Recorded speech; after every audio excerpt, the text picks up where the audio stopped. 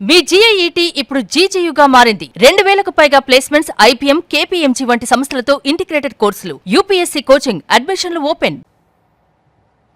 అది రాజశేఖర రెడ్డి గారు 2009 ఎన్నికలప్పుడు ఏ డే విత్ సీఎం అని ప్రోగ్రామ్ చేశారు.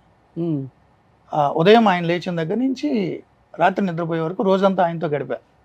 ఆయన ఎన్నికల ప్రచారంలో ఉన్నారు ఇప్పుడు వరంగల్ జిల్లా అవన్నీ.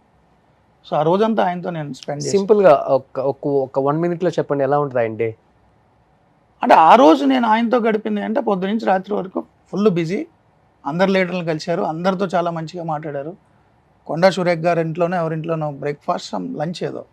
సో వాళ్ళ ఇంట్లో పిల్లలు అందరితో కూడా క్లోజ్గా మాట్లాడారు. మధ్యలో నాతో మాట్లాడుతున్నారు. Full busy, hectic. ఒక పక్క గవర్నమెంట్ గురించి చూస్తూ, ఒక పక్క పార్టీ వ్యవహారాలు చూస్తూ చాలా బాగా మాట్లాడారు. ప్లస్ ఒక చోట నుంచి హెలికాప్టర్లో వచ్చేస్తున్నాం మేము. ఈవినింగ్ 4కి ఎప్పుడో మళ్ళీ పాలకుర్తిలోనే ఎక్కడ సభ అనుకుంటా, వేరే ఏరియా నుంచి హెలికాప్టర్లో వస్తున్నాను నేను, సీఎం గారు, వాళ్ళ CSO పైలట్, కెమెరా ఉన్నట్టుంది. పొద్దునుంచి అలసిపోయి ఉన్నాం కదా, 4 నుంచే, మార్నింగ్ 4కే నాకు ఫోన్ వచ్చింది. వెళ్ళాను.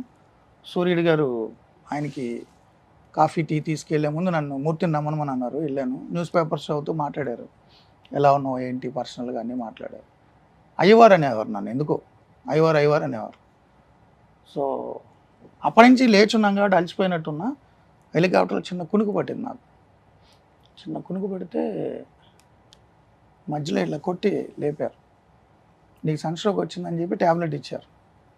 నాకు ఆశ్చర్యం వేసింది. సార్ నేను బాగానే ఉన్నాను సార్, పిచ్చోడా నేను సీఎం కాదు ముందు డాక్టర్ని అని ట్యాబ్లెట్ ఇచ్చారు. వేసుకున్నా. అంటే ఒక పర్సనల్ బాండ్ ఉంటుంది ఎవరితో ఉన్నా. ఆఫ్ స్క్రీన్ రాజశేఖర రెడ్డి గారు చాలా వేరే. ఒకటి ఆయన దగ్గర నుంచి నేర్చుకున్న ఆశ్చర్యం ఏంటంటే అది అయిపోయిన తర్వాత ఇంక వెళ్ళిపోతాను, నీకు ఒంట్లో బాగాలేదు వెళ్ళిపోన్నారు. లేదు సార్ నేను నైట్ వరకు ఉండాలి కదా, మీరు డాన్ టు డెస్క్ మీరు పడుకునే వరకు ఉండాలి కదా అంటే కెమెరామెన్ తీస్తారు, నువ్వు వెళ్ళిపో నీకు ఒంట్లో బాగాలేదు కదా. అదేంటి సార్ అన్న, ఎవరో ఆఫీసర్స్ వచ్చి మాట్లాడారు. మాట్లాడి ఆయన తెలుసు నాకు, ఆయనకి కామన్ ఫ్రెండ్, అందరూ వచ్చి హెలికాప్టర్లో హైదరాబాద్ వెళ్ళిపోన్నారు. నేను అలా వాడను కదా సార్, మీకు తెలుసు కదా, ప్రొఫెషనల్గా నేను ఏది యూజ్ చేసుకోను. పర్సనల్గా నా ఇంటర్వ్యూ వచ్చి నా కార్లోనే వెళ్తాను. కాదు ఇది నక్సల్ ఏరియా, నైట్ పూట ఇక్కడ హ్యాంగర్ లేదు కాబట్టి ఇక్కడ పార్క్ చేయరు హెలికాప్టర్ని. బేగంపేట ఎయిర్పోర్ట్లో హ్యాంగర్ ఉంటుంది. ఇది ఎలాగా వెళ్ళిపోవాలి, మళ్ళీ పొద్దున్న సీఎం గారి కోసం రావాలి. సీఎం గారు చెప్పారు నువ్వు అందులో వెళ్ళిపోని, అది కూడా అరేంజ్ చేశారు. ఓకే. సో పర్సనల్గా టచ్ ఉంటుంది ఆయనతో ఎవరైనా ఉంటే. ఓ గ్రేట్. అది పొలిటికల్గా నేను ఆయన మీద చాలా స్టోరీలు చేశాను, చాలా పెద్ద స్టోరీలు చేశాను, చాలా పెద్దవి. ఆయన ఏ రోజు నన్ను అలా చూడలే. అతను జర్నలిస్ట్, అతని డ్యూటీ అతను చేశాడు, మనం ఒక పార్టీ, ఒక గవర్నమెంట్ అన్నట్టు చూశారు. నాకు రెస్పెక్ట్ ఇచ్చేవారు ఆయన. గ్రేట్. కలిసిన 2-3 సార్లు కూడా ఇంటర్వ్యూల కోసమే. నేను ఎవ్రీ వీక్ కూడా ఇంటర్వ్యూ చేసేవాడిని సీఎంతో. అప్పుడు చంద్రబాబు గారితో చేసేవాడిని, సీఎం గారితో చేసేవాడిని.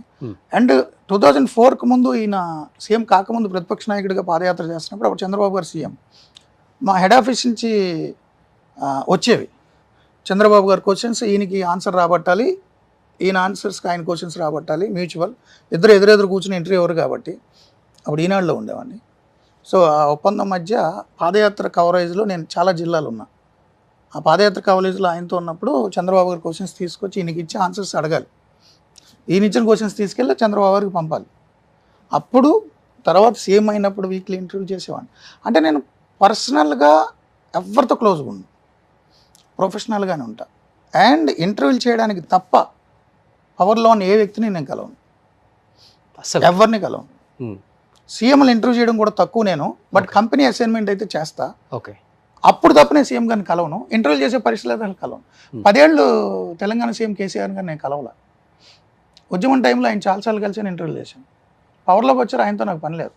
ఆ బీట్ రిపోర్టర్లు ఇంటర్వ్యూ చేసుకుంటారు. ఓకే. కంపెనీ చెప్పి నన్ను ఇంటర్వ్యూ చేయమంటే చేస్తా. కేటీఆర్ గారు 2 సార్లు చేశా పవర్లో ఉండగా. ఆ 2 సార్లు తప్ప నేను ఏ రోజు కలవలేదు కేటీఆర్, నాకు అవసరం కూడా లేదు. ఆ ఇంటర్వ్యూ అరేంజ్ చేసినప్పుడు కూడా మా బ్యూరో చీఫ్ అరేంజ్ చేస్తాడు, నేను ఆయనతో మాట్లాడను. 2014-19 మధ్యలో చంద్రబాబు గారు నేను కలవలేదు, ఫోన్లో కూడా మాట్లాడలేదు, నాకు అవసరం లేదు. జగన్మోహన్ రెడ్డిని కలిసారా ఎప్పుడు? కలవలేదు నేను, అవసరం లేదు నాకు. ముఖ్యమంత్రులతో, అధికారంలో ఉన్న వాళ్ళతో నాకు అవసరం లేదు. అధికారం లేనప్పుడు అధికారం లేనప్పుడు అంటే నేను ఎన్టీవీలో 14-19 లేరు కదా. నేను ఎన్టీవీలో ఉన్నప్పుడు నాకు విజయసాయి రెడ్డి గారు ఫోన్ చేశారు, సీఎం గారు మీతో మాట్లాడమన్నారు అని. అంటే రాజశేఖర రెడ్డి గారు. సరే ఏంటి సార్ అంటే ఇంటికి రండి ఒకసారి అంటే వెళ్ళా. సీఎం గారు చెప్పారు మిమ్మల్ని సాక్షికి రమ్మన్నారు అని. సో నేను ఇక్కడ కంఫర్ట్గానే ఉన్నాను సార్, మళ్ళీ ఎందుకు రావడం. డైరెక్ట్గా సీఎం గారు ఛానల్లో పనిచేస్తున్నానంటే నేను ఆయన బాసు, నేను ఎంప్లాయీని అవుతా, నాకు అలా ఇష్టం లేదు, రాలేనన్నా. లేదు మీరు వస్తారు మీరు రండి అన్నప్పుడు జగన్ గారికి ఫోన్ ఇచ్చారు, మూర్తన్న మీరు రండి జాయిన్ అవ్వండి రేపు అన్నారు. అంతే, ఫోన్లో ఆ ఒక్కటే మాట. బట్ నేను వెళ్ళలేదు, జాయిన్ అవ్వలేదు, నాకు ఇష్టం లేదు చెప్తున్నా. సో పవర్లో ఉన్న వాళ్ళతో నాకు పని లేదు, అలాగని ప్రతిపక్షం ఉన్న వాళ్ళతో కూడా నాకు పని లేదు. బట్ డిబేట్లకు ఎక్కువ మంది రెగ్యులర్గా వాళ్ళు వస్తారు. ముఖ్యమంత్రి గారి దగ్గరికి నాకు వ్యక్తిగత అవసరాలు ఎప్పుడు లేవు, వెళ్ళలేదు. ఓకే, ఏ ముఖ్యమంత్రి దగ్గరికి వెళ్ళలేదు, వెళ్ళను. ఏ పైరవీలు చేయలేదు, అవసరం లేదుగా నాకు, ఎందుకు పైరవీలు, ఏం చేసుకోవాలి నేను? ఎవరి తరపు నేను పైరవీ చేయను. ఏ పదవి అంటే వేరే వాళ్ళు ఫోర్స్ చేస్తుంటారు కదా. నన్ను ఎవరు ఫోర్స్ చేయరు, నా గురించి వాళ్ళకి తెలిసి. వాళ్ళు ఫోర్స్ చేశారంటే ఆ కాల్ కూడా రికార్డ్ చేస్తానేమని భయం. సో మన వ్యక్తిత్వం ఎలాంటిది అని తెలిస్తే ఎవరు మన జోలికి రారు కదా. సో నన్ను ఎవరు అడగలేదు, నేనేం పైరవీ చేయలేదు. నాకు వ్యక్తిగతంగా కానీ నా ఇంట్లో వాళ్ళ గురించి కానీ, అంటే అమ్మ నాన్న అక్క చెల్లి అన్న వీళ్ళ గురించి కానీ, నాకు తెలిసిన వాళ్ళ గురించి కానీ ఎప్పుడు ఎవరిని నేను ఏదో అడగలేదు, అడగను.